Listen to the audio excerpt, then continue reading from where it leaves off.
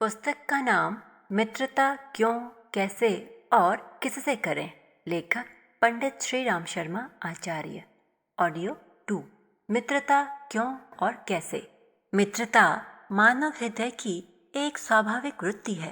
प्रत्येक व्यक्ति ऐसे साथी की खोज में रहता है जिसके समक्ष वह अपने हृदय को खोल कर रख सके, अपने अंतर में छिपे हुए भावों को निशंक होकर व्यक्त कर सके, जो कष्ट मुसीबत के समय हार्दिक सहयोग दे सके। मित्रता का संबंध मनुष्य के लिए वह वातावरण पैदा करता है जहाँ वह अपने आंतरिक और बाह्य जीवन की अभिव्यक्ति सरलता से कर सके, जहाँ मनुष्य अपने आप को अकेला महसूस नहीं करता। मित्रों के सहयोग से मनुष्य की जीवन यात्रा सहज और निरापद हो जाती है। प्रसिद्ध दार्शनिक सिसरो ने लिखा है, इस संसार में मित्रता से अधिक कुछ भी मूल्यवान नहीं मनुष्य के लिए। महात्मा गांधी के शब्दों में, सच्चे मित्र मिल जाना मनुष्य के लिए दैवी वरदान है। मित्रता जितनी बहुमूल्य है, उतना ही उसे पैदा करना, स्थिर रखना और जीवित रखना, सदा सदा कायम रखना भी कठिन है। मित्रता भी एक व्यवहारिक साधना है। मित्रता हृदय के निर्बाध आदान प्रदान पर टिकती है। मैत्रीपूर्ण संबंध एक परिवार के सदस्यों में भी नहीं हो सकते हैं और दो अनजान व्यक्तियों में हो सकते हैं। मित्रता दो व्यक्तियों के बीच स्नेह, सौजन्य के आदान प्रदान और आंतरिक ऐक्य पर निर्भर करती है। मित्रता का और कोई मूल्य नहीं हो सकता। वह परस्पर स्नेह, प्रेम, सद्भाव पर निर्भर करती है। कोई स्वार्थ साधन या व्यापार नहीं है मैत्री। स्वार्थ पूर्ति के लिए अपना उल्लू सीधा करने या कोई लाभ लेने के लिए मैत्री जोड़ने वाले ढेरों मिल जाते हैं, लेकिन सच्चे मित्र इस दुनिया में विरले सौभाग्यशालियों को ही मिल पाते हैं। मित्र जीवन में साथी ही नहीं, मार्गदर्शक, सहायक भी होता है। इसलिए मैत्री स्थापित करने के लिए मनस्वी, सदाचारी, सद्गुणी व्यक्ति ढूंढना चाहिए। बुरे मित्र मनुष्य को पतित भी कर सकते हैं। इसलिए कन्फ्यूशियस ने कहा है, ऐसे मनुष्य से मित्रता न करो जो तुमसे श्रेष्ठ न हो। भले और सज्जन व्यक्तियों से की गई मित्रता ही स्थिर और हितकारी सिद्ध होती है। सिसरो ने कहा है, केवल सज्जनों में ही मित्रता कायम रह सकती है। दुष्ट और असाधु प्रकृति के व्यक्तियों की मित्रता कभी भी हितकर नहीं होगी। पंचतंत्र में कहा गया है, आरंभ गुर्वी क्षयिणी क्रमेण लघ्वी पुरा वृद्धिमतिश्च पश्चात् दिनश्च पूर्वार्ध परार्ध भिन्ना छाएव मैत्री खलु सज्जनानाम।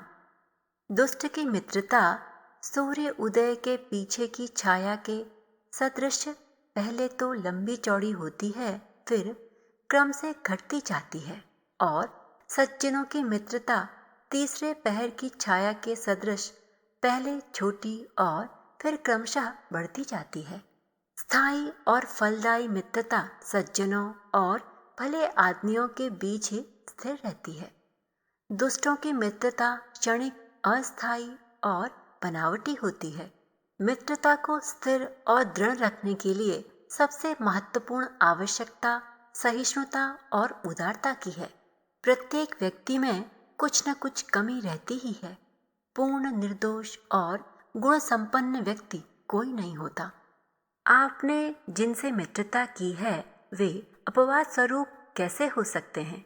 मित्रता को स्थिर रखने के लिए एक दूसरे के व्यक्तिगत स्वाभाविक दोषों को गौण समझना पड़ेगा, अन्यथा दोष दर्शन और उससे प्रेरित छींटाकशी, आरोप प्रत्यारोप से तो मित्रता की मूर्ति टूट फूट जाएगी।